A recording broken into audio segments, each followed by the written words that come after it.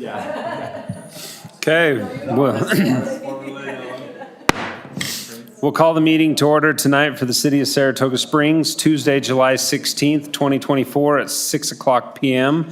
Present tonight, we have Councilman Wadman, Councilman Wilden, Councilman McComber, and Councilwoman Barton. Is Councilman Carn joined us yet online? And Councilman Carn, who's participating electronically tonight.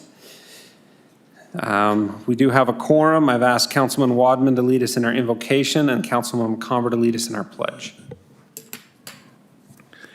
Our Father in heaven, we thank thee for this day. We thank thee for this city that we have to call home. We thank thee for this country. We are blessed to have freedoms to exercise local government. We thank thee for thy presence here today, our Father in heaven, and bless that thou will be with us as we consider decisions that need to be made, as we represent the city, and as we work with the city and staff and to do what's best for this city and for this area.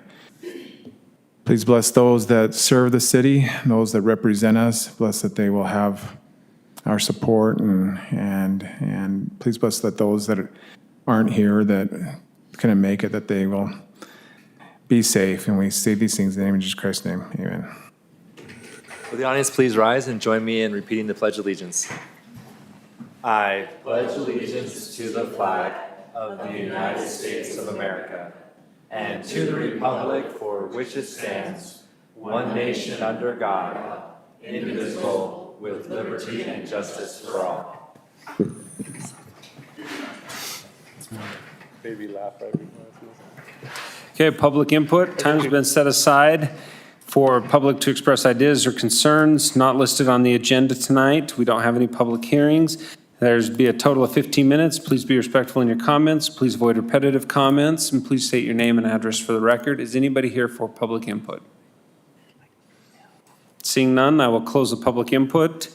We have a presentation of the Certified Municipal Clerk designation for Deputy Recorder Kayla Moss.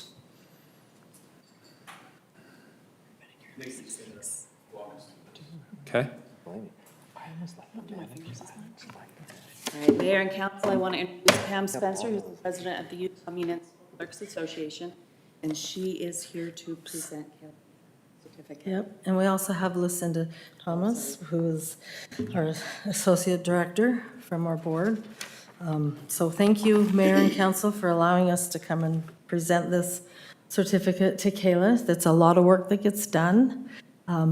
Equivalent of, I was going to read this, it's like 50 points in some areas and 60s in others, and it's the equivalent of 120 college class time hours. So it is a lot of work that gets done, so we appreciate you allowing her to take those classes and participate in those things. Some of the best things that we learn are at these classes and our conferences. And so we're always so proud when somebody earns their certification, and so we would love to present this to you and give it back to her, actually. So congratulations. You're welcome. You did so good. It's a hard, and we would love to have a picture with you guys as well, if that's all right. Yeah. Want us to come up there? That would be. I'm in shorts. You can stand at the back. You're in the back row. The back row. I get all kinds of.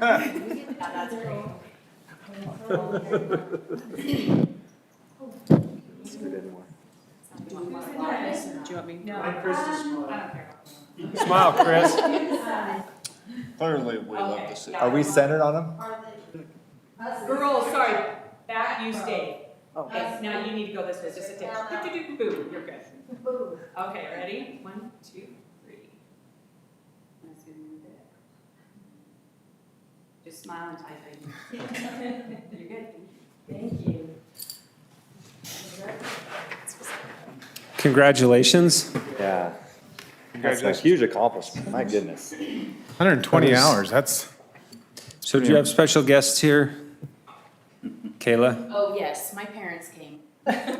Well, Welcome, special guest parents. we love your daughter. She's amazing. Thank you, we think so too. too.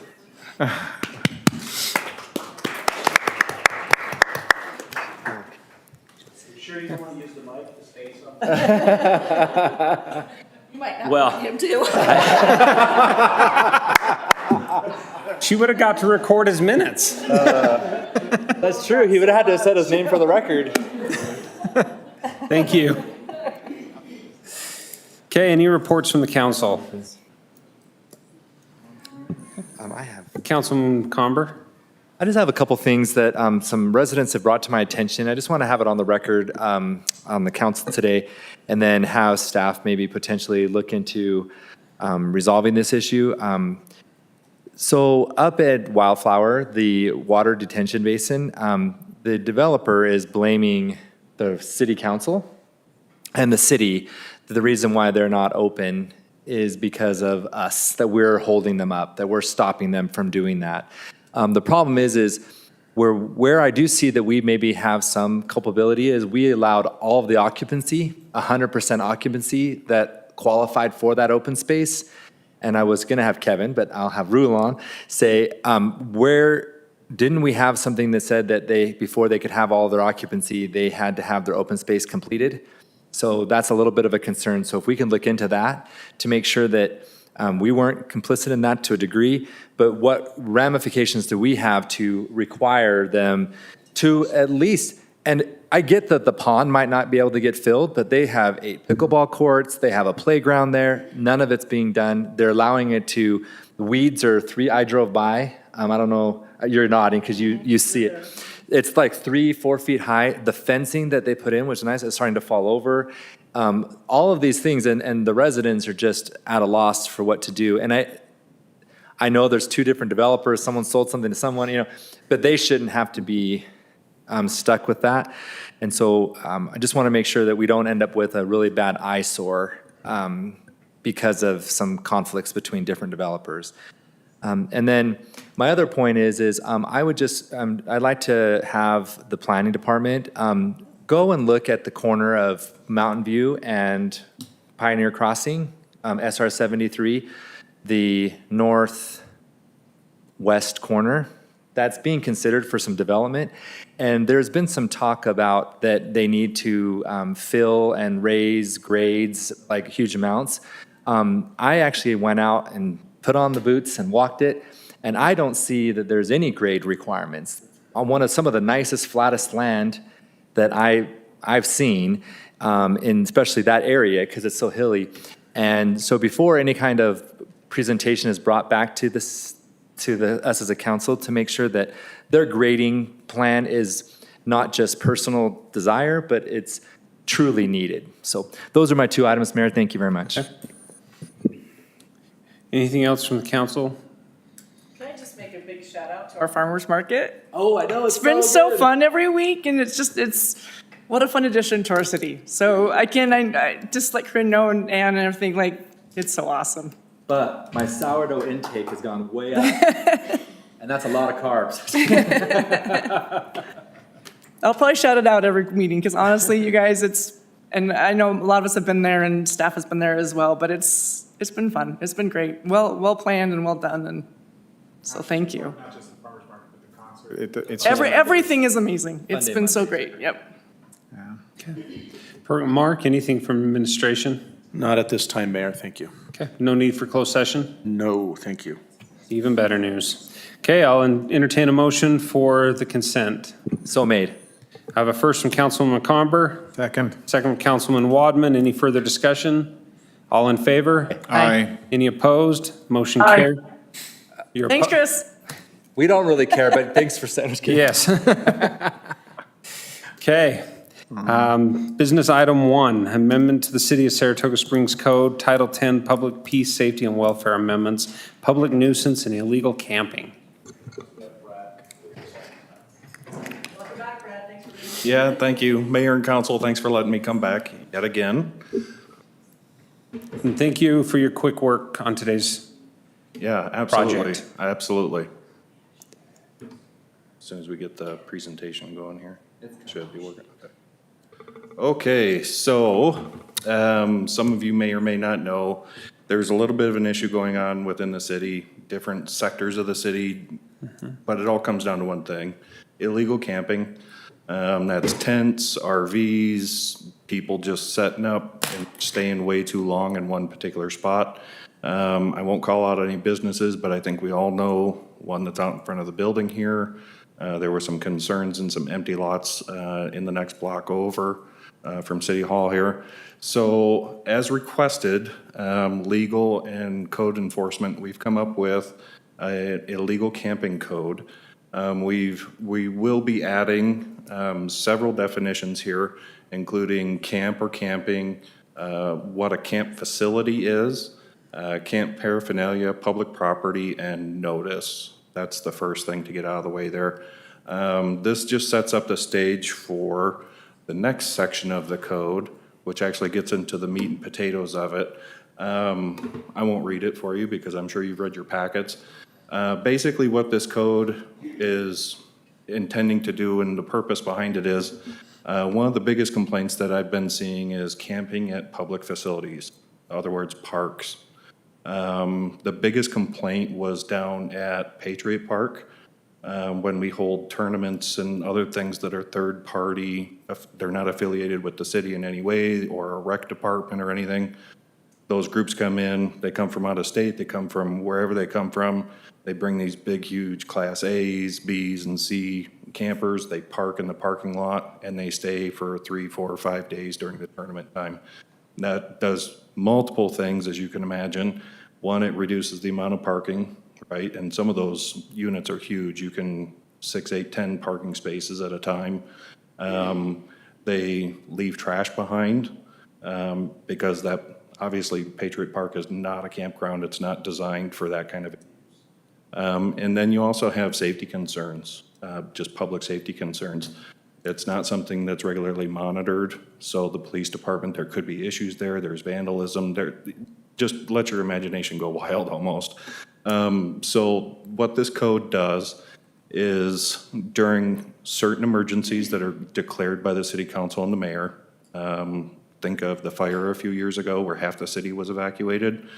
If you make a determination that there needs to be something like that in emergency, it allows the city council and the mayor to allow camping at parks like that for certain emergencies. It also allows for, during splash days when the carnival folks come in and they have their campers and RVs and stuff, it allows them to be able to stay in our parks. We had to make the language kind of broad, and that's because we can't narrow the focus too much because then you start getting to constitutional issues and all kind of stuff. So this is a lot like the sign code in that respect. It's very broad because it has to be, because we can't pick and choose necessarily. What this does not do is restrict residential camping. So if you have a family member come over, your kids want to camp in your backyard or something like that, residential properties with a dwelling on it, so not just any vacant lot in the city, the resident only is allowed to camp there. So like overnight kind of thing in their backyard. So that's pretty much. We got a question from Councilman McComber. So does this, the resident has to allow the residential zone? What about our commercial zones where they weren't, that wasn't a allowed use? Correct. For that zone? So where are we able to prevent them from creating mini shanty towns on parking lots? And So very good question. Let me look here. I think it's in this very first section here, 1A, the very last part of this. It says camping paraphernalia, which includes campers, RVs, tents, that kind of thing, within the limits of the city of Saratoga Springs. So That's all encompassing commercial lots, vacant lots. I appreciated that, but I'm concerned because you were then specific on public property.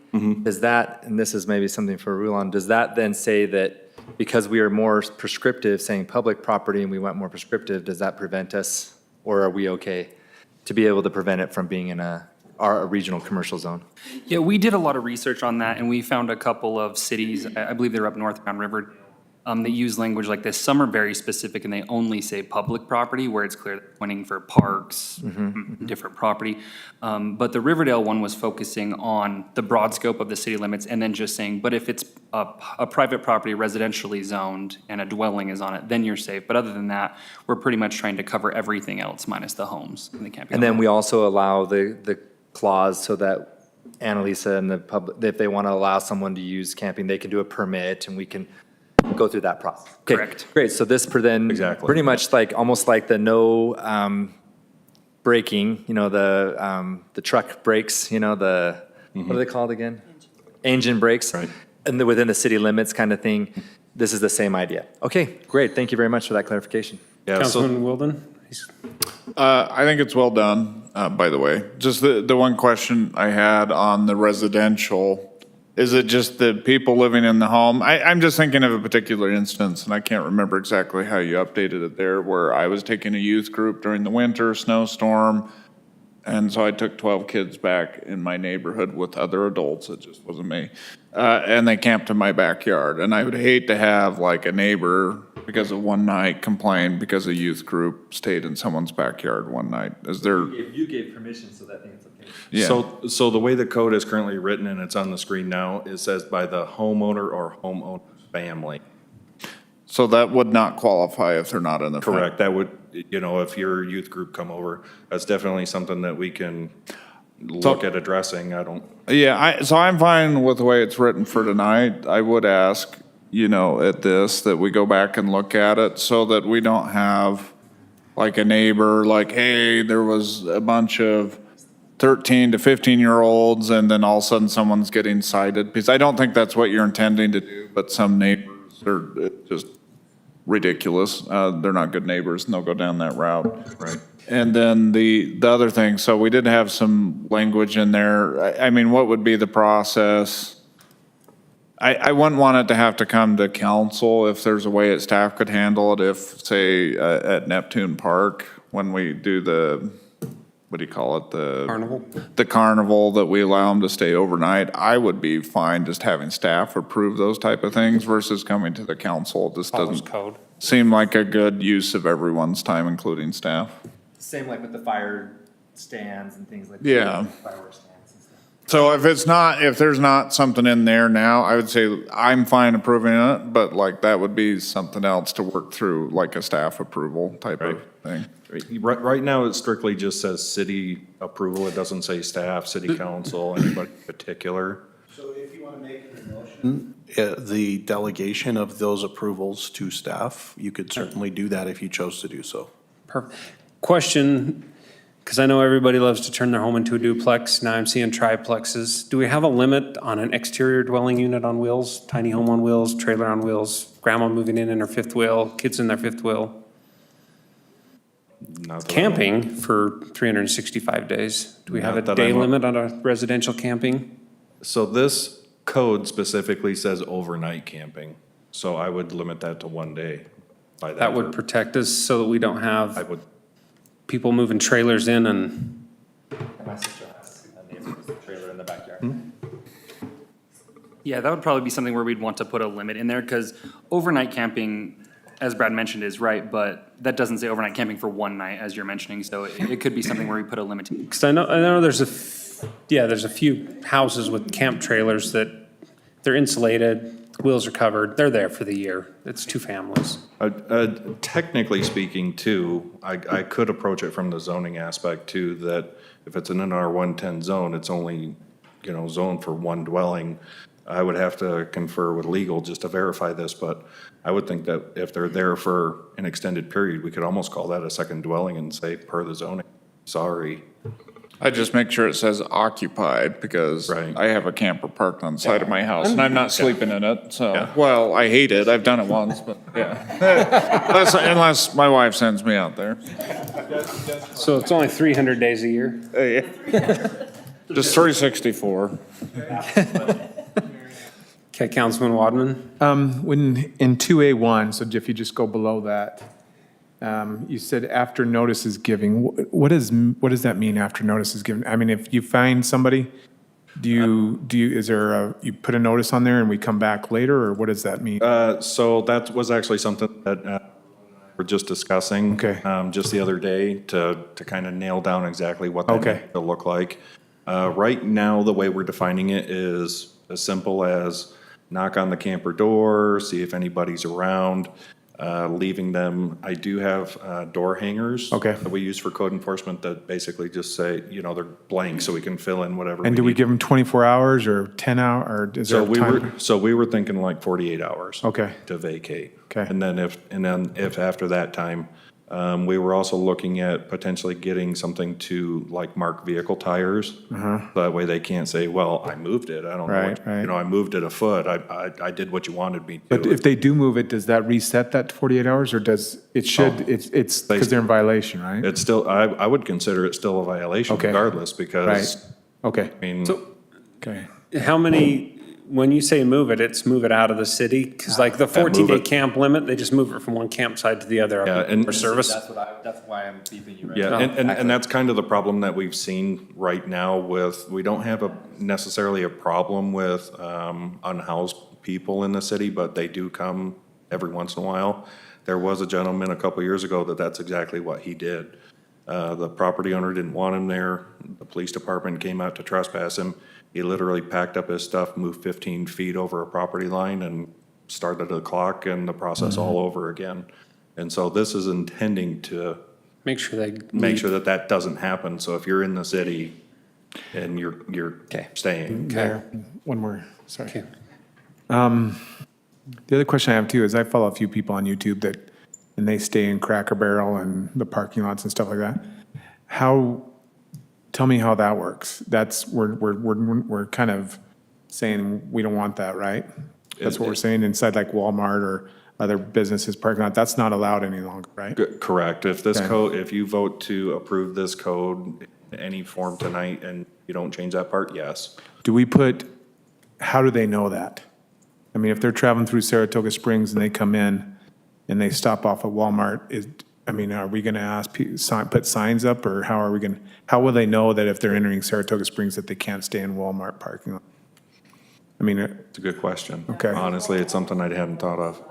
I'm just curious how would they, That's a good question. I think we should definitely inform the local businesses. yeah. And let them, but that doesn't help though, to your question, to yeah. a degree. And not that by the way, we're not getting a Cracker Barrel, at least I don't know of it. So, Cracker Barrels are yeah. closing down. So I have in the past, I've worked with Walmart previous to this code in years past.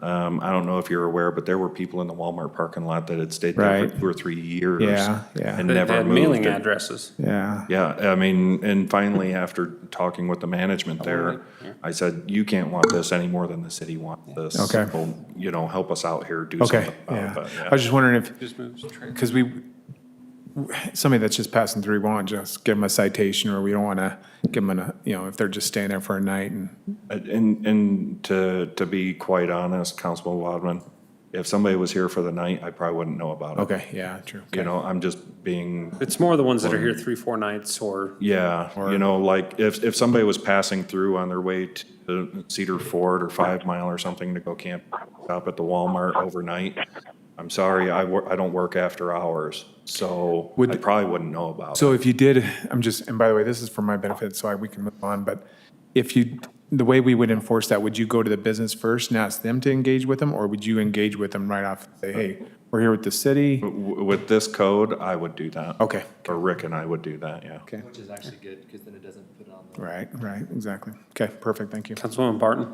I think you answered my question. We just have sometimes cars over by Blossom and scooters over there that will sleep just overnight. I don't know if you guys have noticed it up in Harvest, but you kind of answered that. Like if they're sleeping from 11 to 6, then Yeah, I'm not going to go knock on their window, right? I mean, Unless they're chances causing are, I mean, if you authorize me to, work those nighttime shifts or whatever, I don't necessarily want to, but chances are. it'd Yeah, probably but just have for to no be- one, okay, yeah, you had answered that with But land. now that you're volunteering, I'm just kidding. That's Thank you. hours. Yeah, Okay. right. Perfect. Our code enforcement's like fire and police. They have to work 3 8-hour shifts. Okay, if there's no other questions, I'll entertain a motion. I moved the. I do have a quick question, please. Okay? So I was a little concerned about this code coming in until I saw the first sentence that says the city, with approval, can allow it. One thing I did hear is that we want to make sure we've got carve-outs when it benefits the city to have people camp overnight, like splash days. I really would like us to figure out how to allow people to camp or stay when we're hosting tournaments in our city. I've done it personally. I think it's a great benefit if we can permit that as part of a tournament permitting process, and even charge a different permit fee if they're going to have overnight stay at the park. I'd like us to look at that. It's a 1C, sorry. It's possible, but I think to Councilmember Carn's point, we probably want to very that. clearly articulate a policy and make sure that it's part of the Tournament permitted and use fee And the and, fee schedule. and the fee schedule of the applicant. So that's definitely something that we can dig into, bring back to you and make sure that. because we can look at that later besides this We can code. even have a fee for the Right. carnival. No, that sounds good. I would rather have it be a fee standard, and then we can, as a city, we can choose to waive a fee. As part of the negotiation If it's- for the It's a carnival. negotiation of the contract, because that way it's consistent, we're not, well, for a legal perspective, we're not picking and choosing, right? It's part of the contract we have with the person. Okay. And just so you know, that was a part of the discussion that Rulon and I also were having was we needed to put some type of standard in place so that we're not being arbitrary or capricious with who gets approval, who doesn't. If I look at it versus a planner, I say yes, somebody else says no, you know, we don't want to run into that. So we want to have clear-cut guidelines on who gets approval, why, when, how, all that, so. Okay, That's great. perfect. I'll entertain a motion.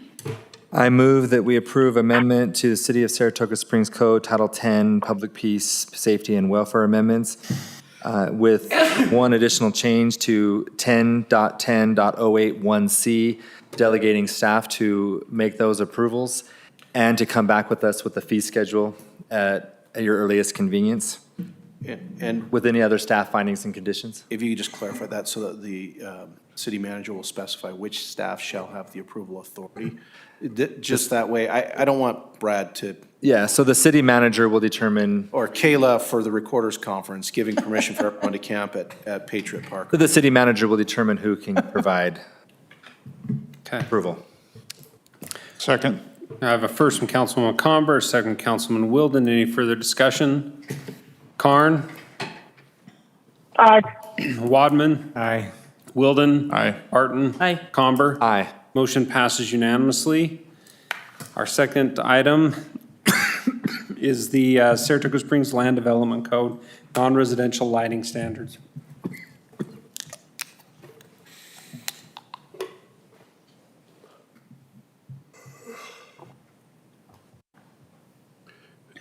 Council, our lighting trespass, we've had a standard of 0.1 for trespassing onto residential.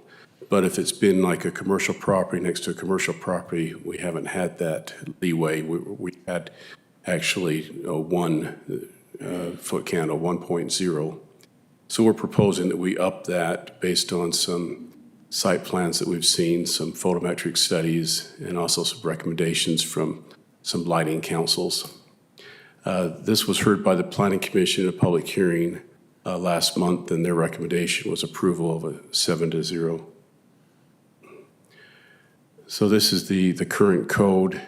The strikeout is what we're proposing to be eliminated, and just the red text is what we're proposing to be added to the code.